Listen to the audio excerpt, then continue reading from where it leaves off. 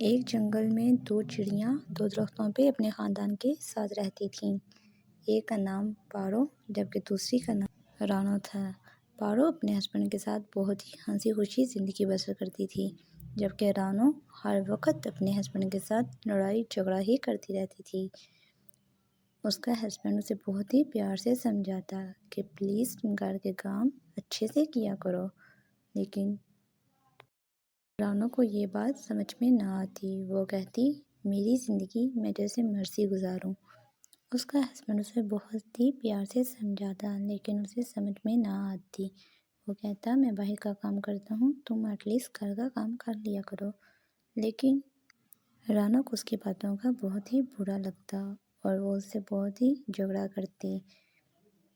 ایسے ہی ہر روز ان کا جھگڑا ہوتا ہی رہتا، لیکن کوئی بھی اس کا حل نہیں نکالتا۔ رانو کا ہسبینڈ روز اپنے کام پہ چلا جاتا۔ ایک دن رانو کی ہمسائی پارو اس کے پاس آئی اور اسے پیار سے سمجھانے لگی کہ دیکھو، اگر تم اپنے ہسبینڈ کے ساتھ مل کے کام کرو گی تو تم بھی خوش رہو گی اور وہ بھی۔ لیکن رانو کو اس کی بات پسند نہیں آئی اور اسے بھی ڈانٹ کے گھر بھیج دیا۔ کہنے لگی تم جاؤ، مجھے تم سے کوئی بات نہیں کرنی۔ پارو وہاں سے چلی گئی اور رانو کی دوستی الوؤں کے خاندان سے تھی۔ وہ اپنے دوست الو کے پاس آئی اور اسے کہنے لگی کہ میرا ہسبینڈ مجھ سے بالکل بھی پیار نہیں کرتا، وہ ہر وقت میرے ساتھ جھگڑا کرتا رہتا ہے۔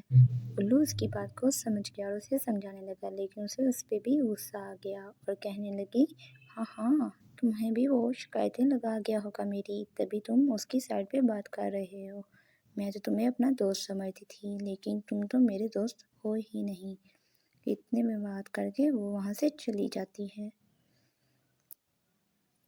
شام کے ٹائم جب اس کا ہسبینڈ گھر آتا ہے تو وہ پھر سے اسے کہنے لگتی ہے کہ ہاں تم نے میرے دوستوں کو میری شکایت کی ہے۔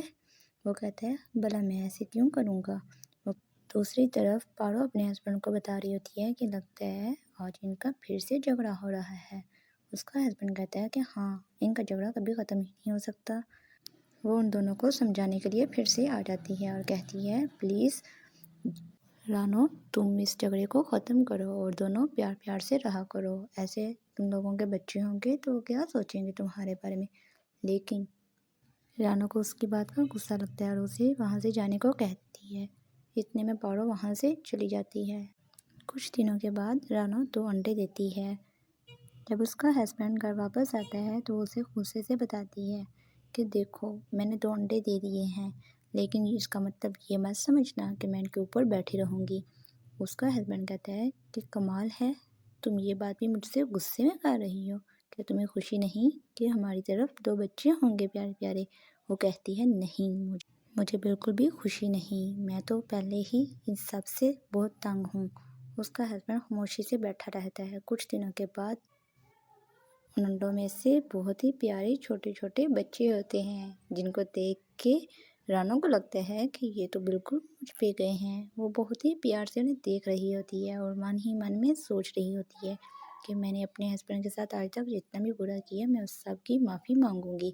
اتنے میں اس کے پاس ایک کبوتر آتا ہے اور کبوتر بتاتا ہے کہ رانو کیا تمہیں پتہ ہے کہ آج ہم جب واپس آ رہے تھے تو تمہارے ہسبینڈ کے ساتھ ایک حادثہ ہو گیا اور وہ بیچارہ وہیں پہ فوت ہو گیا۔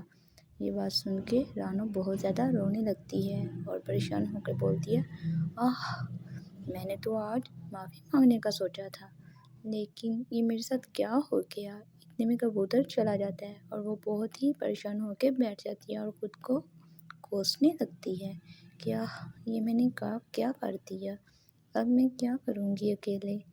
اتنے میں شام ہو جاتی ہے۔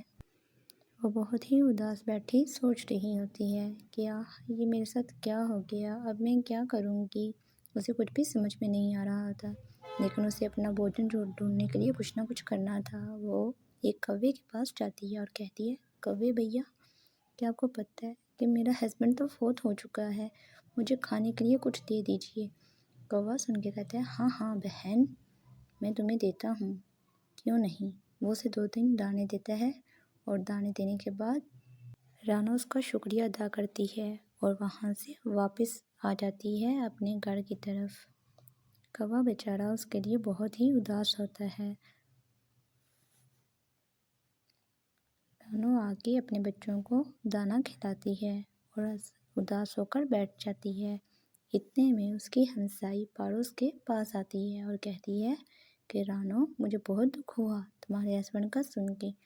رانو اس کی بات سن کے اسے بتاتی ہے کہ آج میں ان سے معافی مانگنے والی تھی، لیکن میرے ساتھ یہ سب کیسے ہو گیا مجھے پتہ ہی نہیں چلا، لیکن میں بہت شرمندہ ہوں۔ اتنے میں پارو سے کہتی ہے کوئی بات نہیں، اب تمہیں ایسے ہی گزارا کرنا ہوگا۔ اتنے میں پارو چلی جاتی ہے وہاں سے اور رانو اداس بیٹھ کے رونے لگتی ہے۔ لیکن پیارے بچوں، اب پچھتانے کا کیا فائدہ؟